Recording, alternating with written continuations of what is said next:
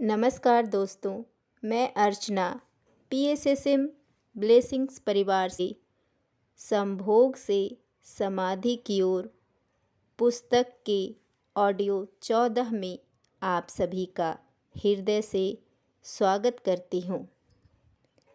माँ का बेटे के प्रति काम का क्या संबंध है, उस प्रश्न के बारे में आगे ओशो जी बताते हैं कि बेटा 9 महीने तक माँ की सांस से सांस लेता है, माँ के हृदय से धड़कता है, माँ के खून से खून, माँ के प्राण से प्राण।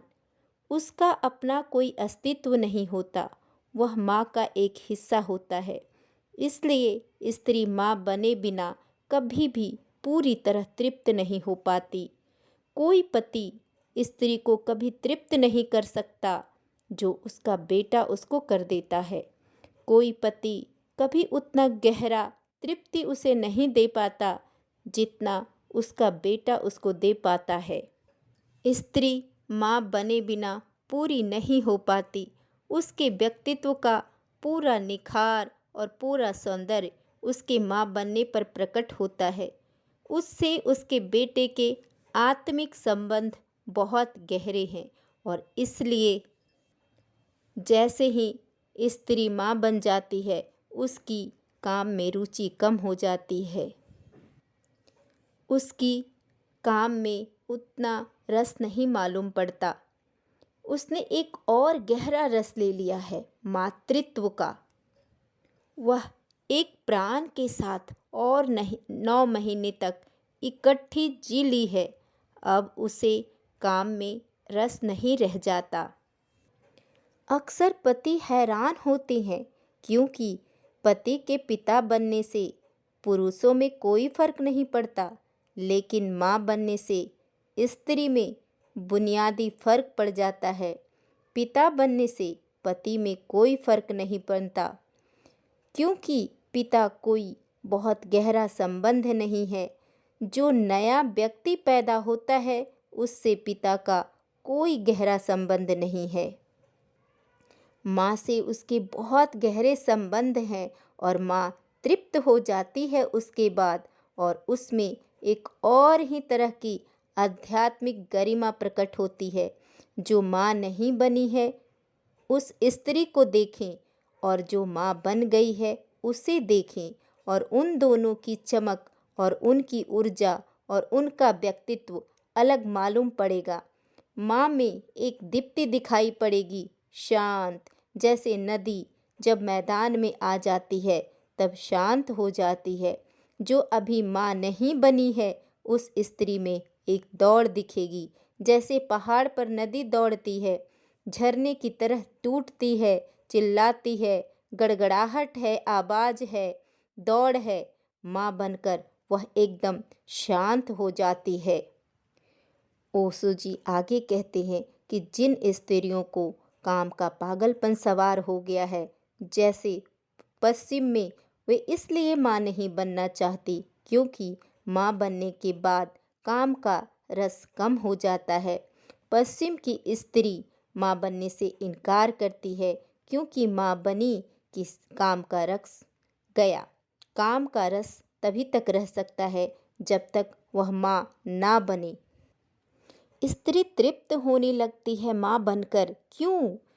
क्योंकि उसने एक आध्यात्मिक तल पर काम का अनुभव कर लिया है अपने बच्चे के साथ, और इसलिए माँ और बेटे के पास एक आत्मीयता है। माँ अपने प्राण दे सकती है बेटे के लिए। माँ बेटे के प्राण लेने के लिए कल्पना भी नहीं कर सकती। पत्नी पति के प्राण ले सकती है, लिए हैं अनेक बार, और अगर नहीं भी लेती तो पूरी जिंदगी में प्राण लेने की हालत पैदा कर देती है, लेकिन बेटे के लिए कल्पना भी नहीं कर सकती। वह संबंध बहुत गहरा है। और जब किसी स्त्री का उसके पति के साथ भी संबंध इतना गहरा हो जाता है तो वह पति भी उसे बेटे की तरह दिखाई पड़ने लगता है, पति की तरह नहीं। इसलिए ओशो जी कहते हैं कि माँ और बेटे का संबंध आध्यात्मिक काम का संबंध है, और जिस दिन स्त्री और पुरुष में पति और पत्नी में भी आध्यात्मिक काम का संबंध उत्पन्न होगा, उस दिन फिर माँ बेटे का संबंध स्थापित हो जाएगा। इसलिए माँ और बेटे के संबंध में आध्यात्मिक काम है।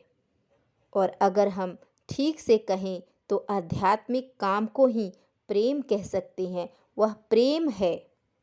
जैसे ही आध्यात्मिक काम होता है वह प्रेम हो जाता है।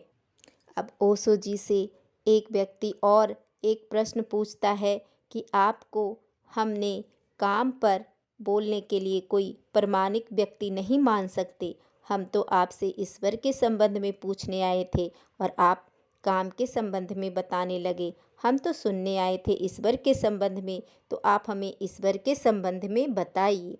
इस प्रश्न पर ओशो जी उनको जवाब देते हैं। कहते हैं कि जो पहली सीढ़ी है उसके संबंध में आप कुछ नहीं जानते, तो आप अंतिम सीढ़ी के बारे में कैसे जान सकते हो। अगर मैंने जो काम के संबंध में आपसे कहा वह आपको स्वीकार नहीं है, तो फिर तो भूलकर ईश्वर के संबंध में मुझसे पूछने आप कभी मत आना, क्योंकि वह बात ही वहीं खत्म हो गई। पहली कक्षा के योग्य भी अगर मैं सिद्ध नहीं हुआ, तो अंतिम कक्षा के योग्य मैं कैसे सिद्ध हो सकता हूँ। अब तक काम को, राम को दुश्मन की तरह देखा जाता रहा है। काम को और परमात्मा को दुश्मन की तरह देखा जाता रहा है। अब तक ऐसा समझा जाता रहा है कि जो राम की खोज करते हैं उनको काम से कोई संबंध नहीं, और जो लोग काम की यात्रा करते हैं उनको अध्यात्म से कोई संबंध नहीं। ये दोनों बातें बेवकूफ़ी की है। आदमी काम की यात्रा भी राम की खोज के लिए ही करता है। वह काम का इतना तीव्र आकर्षण राम की ही खोज है, और इसलिए काम में कभी तृप्ति नहीं मिलती। कभी ऐसा नहीं लगता कि बस पूरा हो गया सब। वह जब तक राम न मिल जाए तब तक लग भी नहीं सकता है। और जो लोग काम के शत्रु होकर राम को खोजते हैं, राम की खोज नहीं है वह सिर्फ राम के नाम में काम से पलायन है, काम से बचना है। इधर प्राण घबराते हैं, डर लगता है, तो राम की चदरिया ओढ़कर उसमें छुप जाना है और राम राम राम राम राम राम जपते रहना है कि वह काम की याद न आए। जब भी कोई आदमी राम राम राम राम जपते मिले तो जरा गौर करना, उसके भीतर राम राम के जप के पीछे काम का जप चल रहा होगा। काम का जप चल रहा होगा। वह व्यक्ति स्त्री को देखेगा और माला फेरने लगेगा, कहेगा राम राम राम राम राम राम। वह स्त्री दिखी नहीं कि वह ज़्यादा जोर से माला फेरता है, ज़्यादा जोर से राम राम राम कहता है। वह ऐसा क्यों कहता है? क्योंकि वह भीतर जो काम बैठा है वह धक्के मार रहा है, राम का नाम ले लेकर उसे भुलाने की कोशिश करता है। लेकिन इतनी आसान तरकीबों से अगर जीवन बदलते होते तो दुनिया कभी की बदल गई होती। उतना आसान रास्ता नहीं है। इसलिए ओशो जी कहते हैं कि मैं आप सभी से कहना चाहता हूँ कि काम को समझना जरूरी है। अगर आप अपने राम की और परमात्मा की खोज को भी समझना चाहते हैं। क्यों?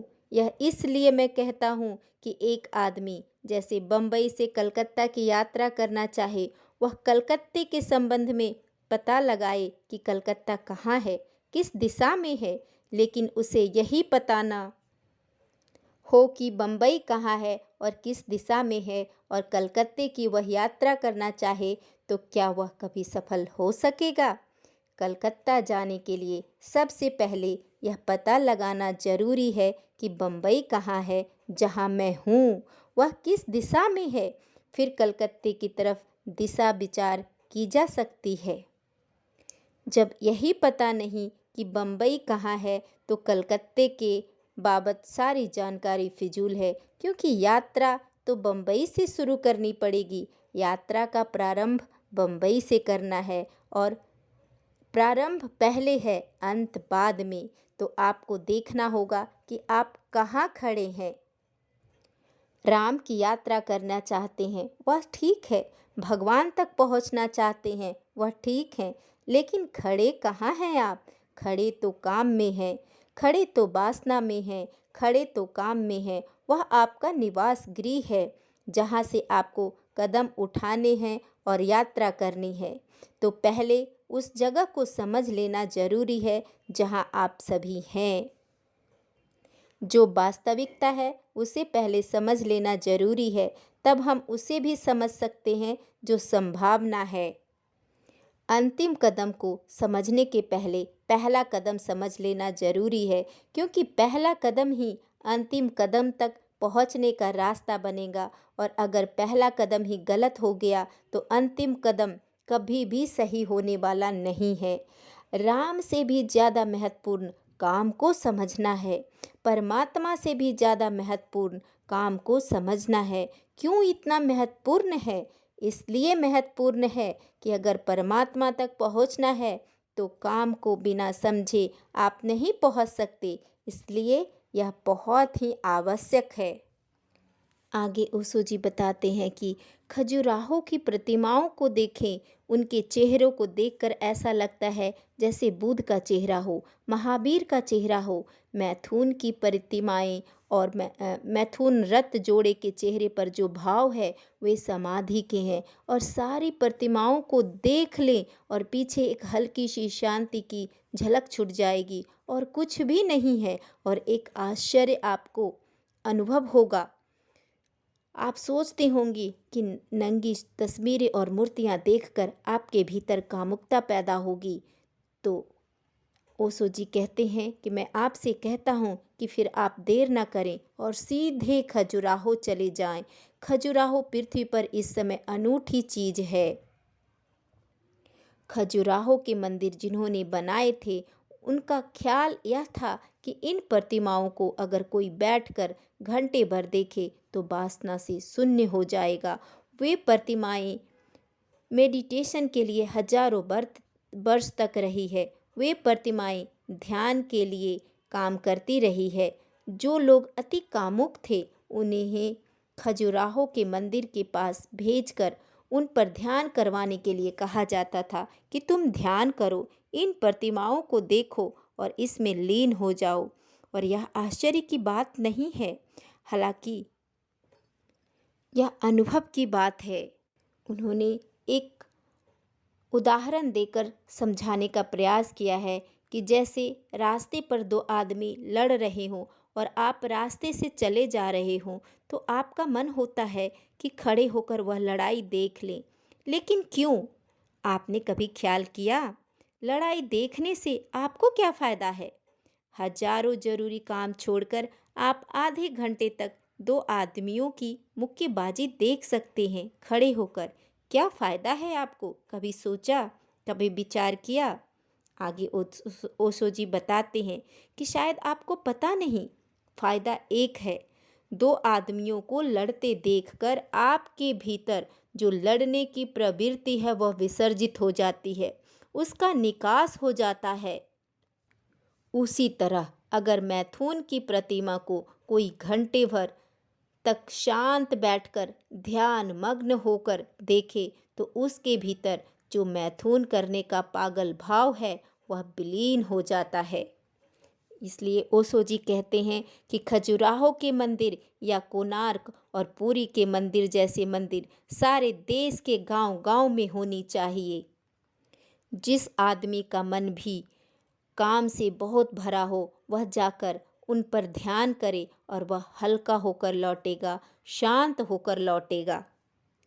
तंत्र ने जरूर काम को आध्यात्मिक बनाने की कोशिश की थी, लेकिन बहुत सारे नीति शास्त्री और बहुत सारे लोगों ने समाज तक उनकी बात को पहुंचने नहीं दिया। और ओशो जी कहते हैं कि वे लोग मेरी भी बात को समाज तक पहुंचने नहीं देंगे, ताकि समाज काम को समझ सके और जागरूक हो सके और राम तक पहुंच सके। धन्यवाद दोस्तों।